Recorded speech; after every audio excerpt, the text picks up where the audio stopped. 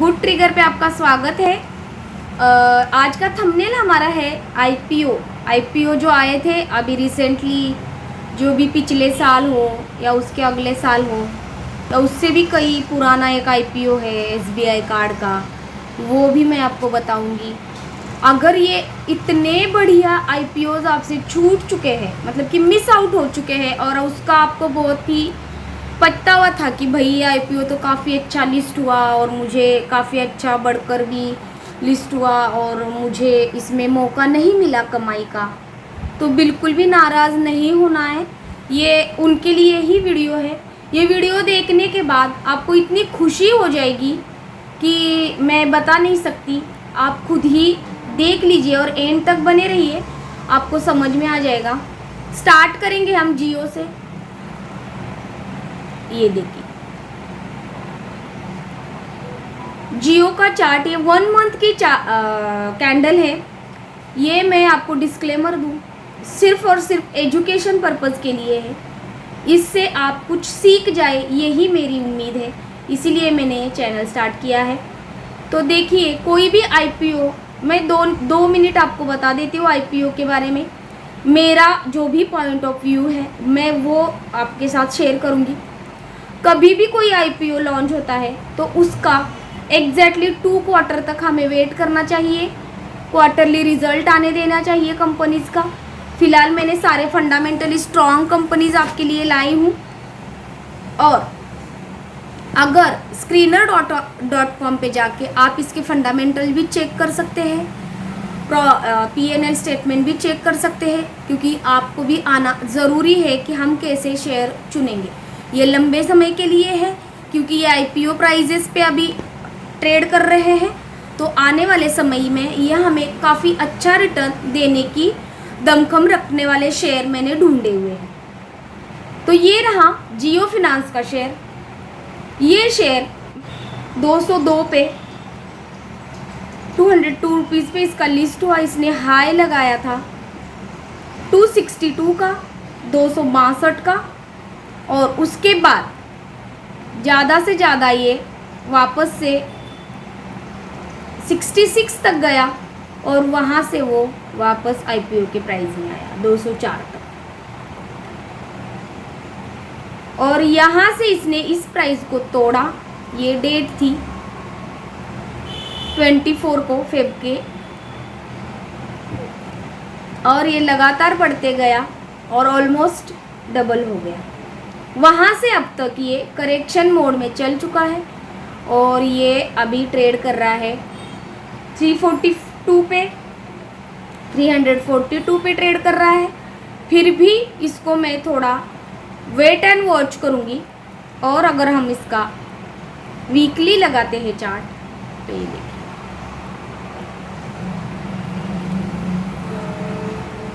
Chart कैसे analysis करते हैं, लॉन्ग टर्म के लिए हम कैसे चार्ट को देखेंगे। ये देखिए ये ट्रेंड लाइन तोड़ के उसको रिटेस्ट कर रहा है, और यहाँ से हम अगर ट्रेंड लाइन खींचेंगे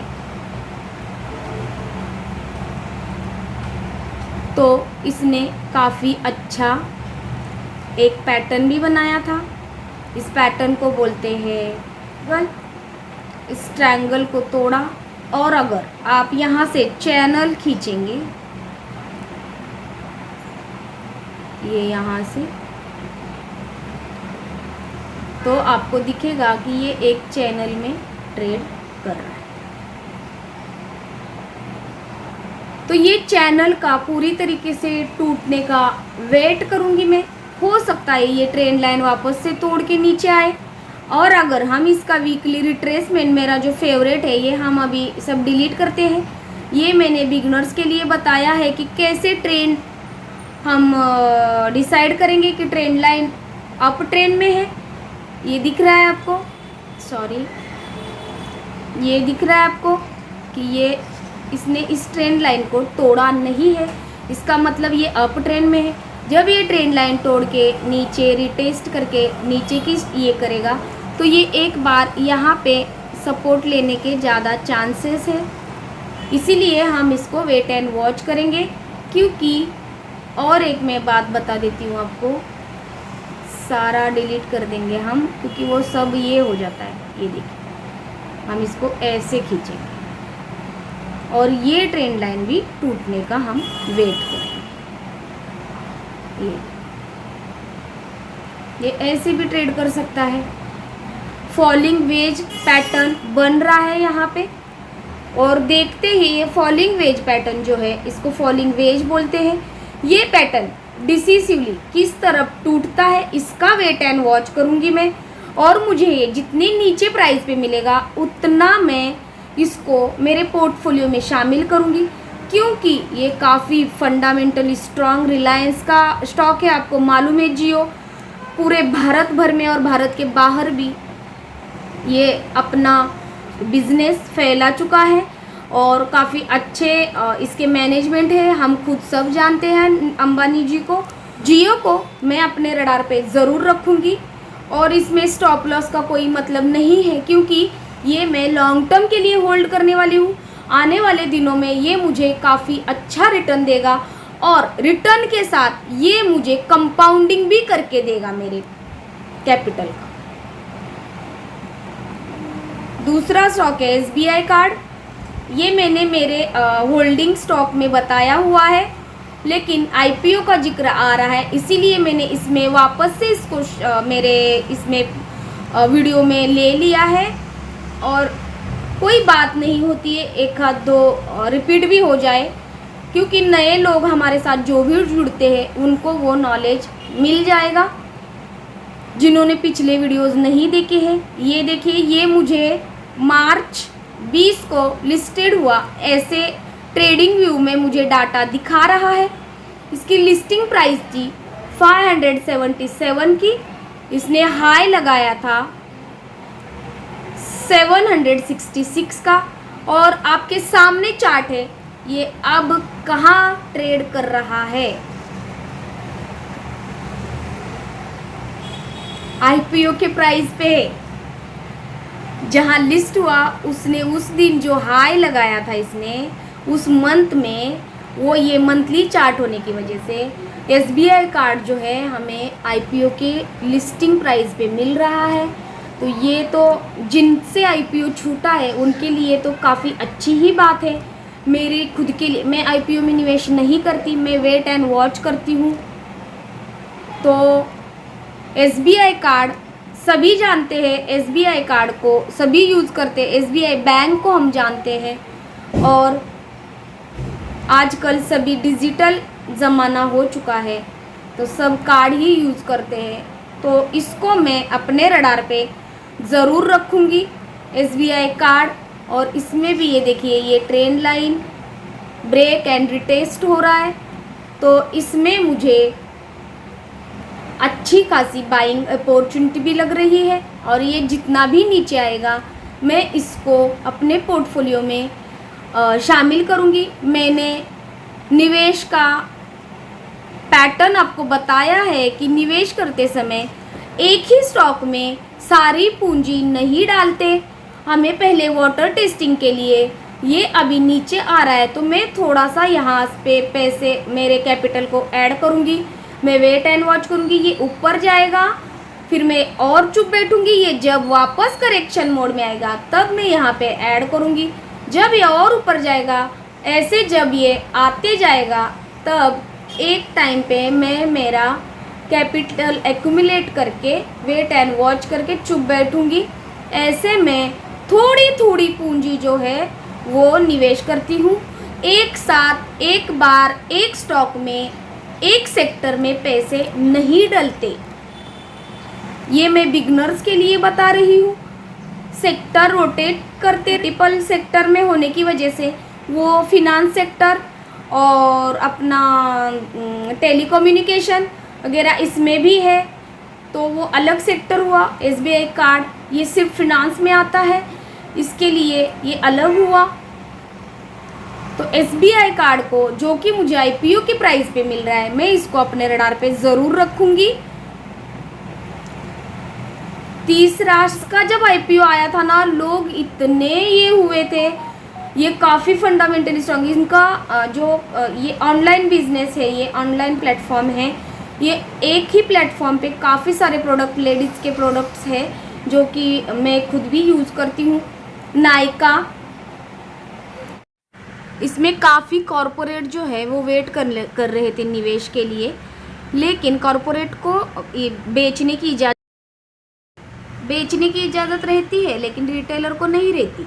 रिटेलर जल्दी अपना प्रॉफिट बुक नहीं कर सकता, लेकिन कॉरपोरेट को रहता है, क्योंकि कॉरपोरेट का मेन मोटिव रहता है उसका बिजनेस ग्रो करना।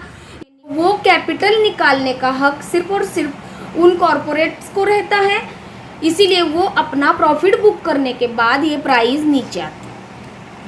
वो जब बेचते हैं तो वो निकालेंगे ना पैसा, जिसके लिए उन्होंने, जिस काम के लिए उन्होंने आईपीओ लॉन्च किया है, पैसों के लिए, तो वो पैसे निकालते हैं क्योंकि उनको बिजनेस ग्रो करना है। तो इसमें एक पैटर्न भी बन रहा है। आई होप आपको समझ में आया होगा।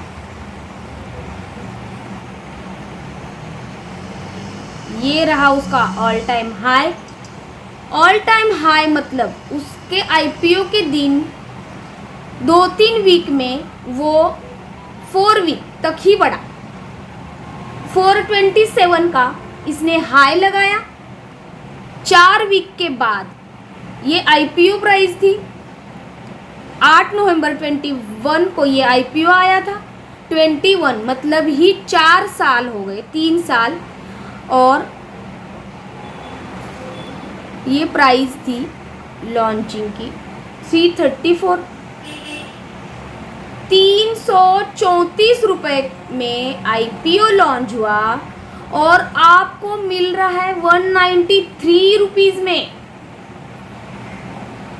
350 का स्टॉक आपको 193 रुपीज में मिल रहा है। हो सकता है और भी नीचे आए, 160 तक आए, तो कौन फायदे में रहा? जो अब खरीद रहा है वो, कि वो जिसने आईपीओ लिया है वो, है ना? इसीलिए आईपीओ के पीछे नहीं पड़ते हम, उनको वेट एंड वॉच करते हैं।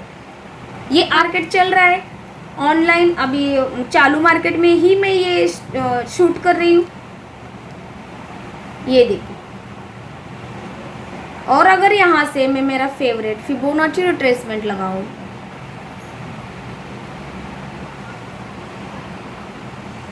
ये जब इस प्राइस से 233 तक मैं इसको एक्यूमुलेट करूंगी, और इसमें भी स्टॉप लॉस जो है वो कोई वो लगा सकता है 150 का, या अपने कैपिटल को आप कितना रिस्क लेना चाहते हैं उस हिसाब से आप अपना कैपिटल का स्टॉप लॉस लगा सकते हैं।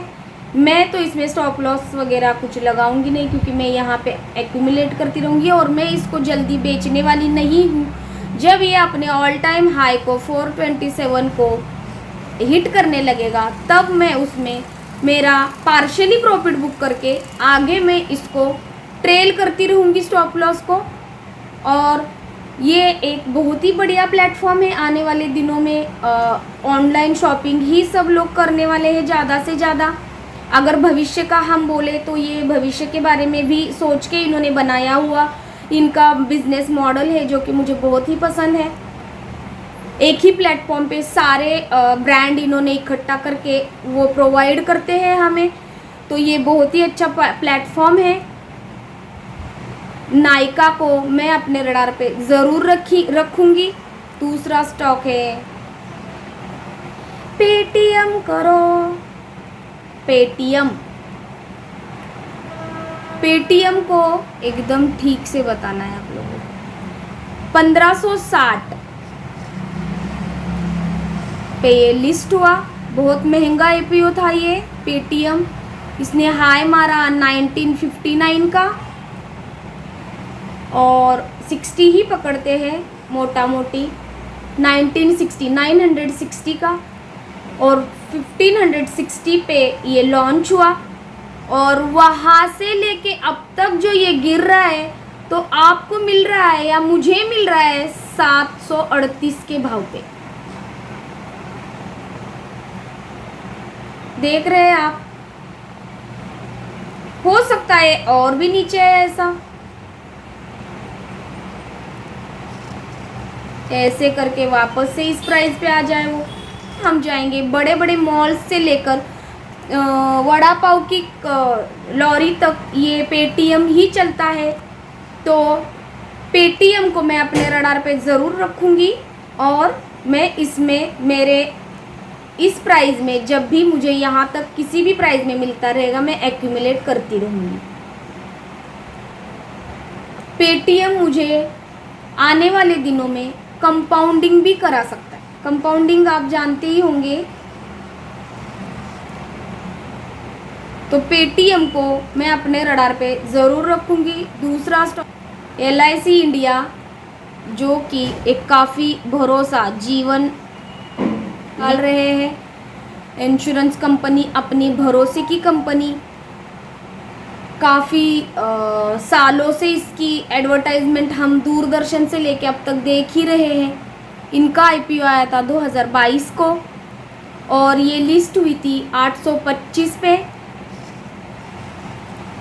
और बाद में इसने हाई लगाया 19 का। एक बार हम हॉरिजॉन्टल लाइन उसके ऑल टाइम हाई पे भी लगा देते हैं तो हमें आसानी हो जाएगी।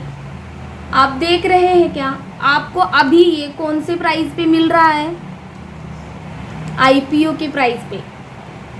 तो कौन ज़्यादा खुश नसीब? मैं खुद को खुश नसीब ही मानूंगी क्योंकि मुझे 2 साल बाद भी वही प्राइस पे मिल रहा है। SBI कार्ड 3 साल बाद भी मुझे उसी प्राइस पे मिल रहा है।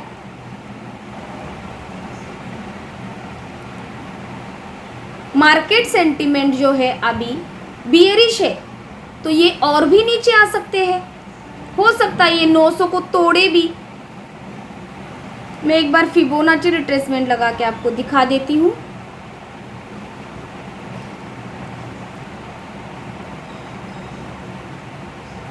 अगर मुझे ये इस इम्पल्स का 50% भी रिटर्न, 50% भी रिट्रेसमेंट देता है ना 874 तक, मतलब कि 874 तक भी ये मुझे मिलता है तो भी मेरे लिए ये काफ़ी बड़ी अच्छी अपॉर्चुनिटी मैं मानूंगी। और अगर ये गोल्डन रेशियो तक भी आता है आने वाले मार्केट सेंटीमेंट को ध्यान में रखते हुए, क्योंकि मार्केट करेक्शन मोड में है, तो मुझे अगर ये 793 तक भी मिलता है तो भी ये गुड अपॉर्चुनिटी है लंबे समय के निवेशकों के लिए। और जितने अच्छे भाव में मिलता है, हमें कम प्राइस में मिलते हैं अच्छी कंपनीज, तो उनको मैं सही में बटोरने में ही लगती हूँ। मेरे पोर्टफोलियो में मैं शामिल करना चाहूँगी। आने वाले मैं मेरी पीढ़ी को अच्छे स्टॉक्स दे के जाना चाहूँगी, तो इसीलिए मैं ऐसे अच्छे स्टॉक्स ढूंढती रहती हूँ जिनमें मैं लंबे समय तक निवेशित रहूँ। तो LIC इंडिया मुझे आज भी IPO के प्राइस पे मिल रहा है। मैं LIC को भी अपने रडार पे ज़रूर रखूँगी। अगर मेरा ये प्रयास आपको अच्छा लगा और कुछ आपको इसमें से सीखने को मिला कि IPO से हमें कैसे दूर रहना है, कैसे उनमें हमें क्वार्टरली रिज़ल्ट आने तक वेट एंड वॉच करना है, वो उससे हम फ़ायदे में ही रहते हैं। इससे हमें संयम सीखने में मिलता है, जो कि संयम करने से हम कभी भी लॉस में नहीं रहते, हम प्रॉफिट में ही रहते हैं। हमें हमारे गुड ट्रिगर्स ढूंढने रहते हैं। लोग बोलते हैं कि हमें ट्रिगर प्राइस नहीं मिल रही है।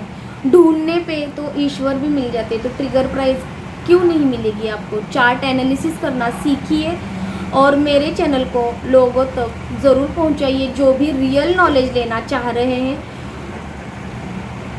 और सब्सक्राइब करना ना भूलें ताकि आने वाला नोटिफिकेशन आपको पहुंच जाए। Thank you.